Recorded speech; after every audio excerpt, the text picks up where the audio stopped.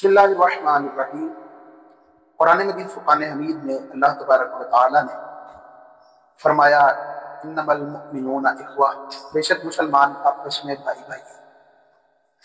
مسلمان کا درد جو ہے نا وہ سارے مسلمان محسوس کرتے ہیں۔ ایسا نہیں ہو سکتا کہ ایک مسلمان مصیبت میں ہے تو دوسرے مسلمان خوش رہے۔ نبی کریم صلی اللہ علیہ وآلہ وسلم نے مسلمان کی بڑی قدر بیان فرمائی۔ آپ قرآن و حدیث کا مطالعہ کر کے دیکھ لیجیے، آپ کو سمجھ آ جائے۔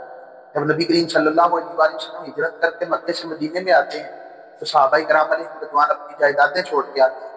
مدینہ شریف میں موجود صحابہ جنہوں نے ان کی مدد کی انصار کہلائے، اور اس طرح مدد کی کہ دنیا میں کوئی اس طرح مدد نہ کر سکا۔ سگا بھائی بھی اپنے سگے بھائی کی یوں مدد نہیں کرتا جس طرح اللہ کے محبوب صلی اللہ علیہ وآلہ وسلم نے ان کی تربیت فرما کر ان کا ذہن بنا دیا تھا کہ مسلمان جسد واحد کی طرح۔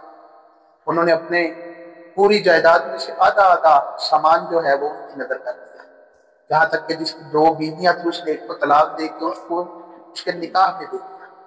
یہ چھوٹی قربانی نہیں، یہ وہ تربیت تھی جو نبی کریم صلی اللہ علیہ وآلہ وسلم نے صحابہ کی فرمائی۔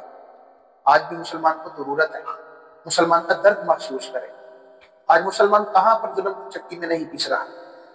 حالیہ جو چند مہینوں کے اندر مسلمانوں کے ساتھ فلسطین کے اندر ظلم و ستم ہوا ہے وہ کم تو نہیں۔ 1 لاکھ سے زیادہ مرد مسلمان شہید ہوئے، 18,000 کے بچے جو ہیں وہ شہید ہو چکے ہیں، اور ہزاروں عورتیں بھی شہید ہو چکی ہیں۔ یہ چھوٹا سانحہ تو نہیں ہے، رلا دینے والا سانحہ، اور ایسا سانحہ ہے کہ شاید تاریخ میں اتنا بڑا ظلم ملے گا نہیں۔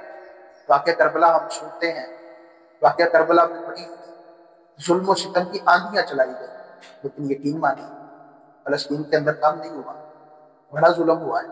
لیکن قربان جاؤ ان بچوں کے جن پر امام حسین رضی اللہ تعالیٰ عنہ کے خاندان کی وراثت کی، اور انہوں نے ہر شہادت پر الحمدللہ کہا۔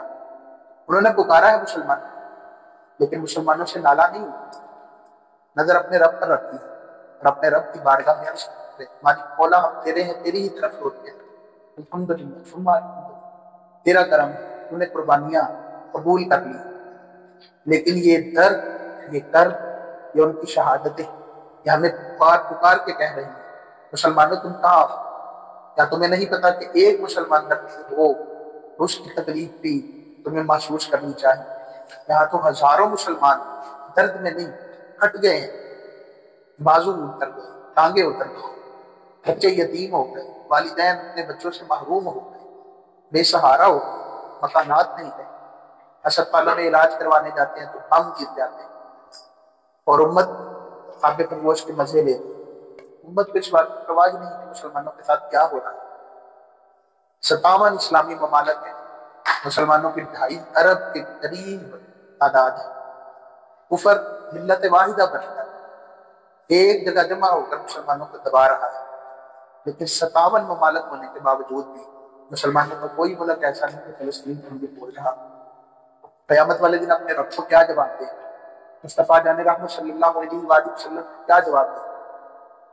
صرف یہ کہہ کر چھوٹ جائیں گے کہ ہم اپنے کاروبار میں لگے ہوئے، ہم اپنے معاملات میں لگے ہوئے، ہم جناب اپنی زندگیاں گزار رہے۔ ہمارے دلوں میں ایک درد تھا، اور وہ درد بھی کیسا تھا کہ مجھے کبھی یاد ہی نہیں آیا کہ فلسطین میں کیا ظلم و ستم ہو رہا ہے۔ میرے پیارے اسلام بھائی، محسوس کیجیے ان کا درد، محسوس کیجیے ان کا کرب، کس اذیت سے وہ لوگ گزر رہے ہیں ہم سوچ بھی نہیں سکتے۔ یقین مانیے یہ وہ لوگ ہیں جنہوں نے اس دور کے اندر صبر کی اعلیٰ مثال قائم کی۔ ان کو فالو کرنا بند، اور ان کے لیے دعائیں کریں۔ نبی کریم علیہ السلام نے فرمایا تم میں سے کوئی برائی دیکھے اس کو ہاتھ سے روکے، ہاتھ سے نہیں تو زبان سے روکے، زبان سے نہیں تو دل سے برا جانے۔ ہاتھ سے روکنا تو یہ حکماء کا کام ہے، حاکم لوگوں کا کام ہے، بادشاہوں کا کام ہے، وہ کریں۔ اور زبان سے یہ علماء کریں، لوگوں کو جذبہ دلائیں، ان کی ذمہ داریاں بتائیں، ان کے اندر احساس پیدا کریں۔ اور عوام کے لیے یہ ہے کہ تم اگر زبان سے نہیں بول سکتے، ہاتھوں سے نہیں روک سکتے، تو پھر یہ جو ظلم و ستم ہو رہا ہے کم از کم اس کو دل میں برا تو جانا، کسی طریقے سے ان کی مدد تو کرو، اسی طریقے سے تو اس بات کا احساس دلائیں کہ مسلمانوں پر جو کچھ ظلم و ستم کی آندیاں چلائی جا رہی ہیں وہ غلط ہے۔ انشاءاللہ اس سے بھی ہماری دنیا اور آخرت بہتر ہوگی، ہمارے مسلمان بھائیوں کے لیے ہمارا حصہ شامل ہوگا۔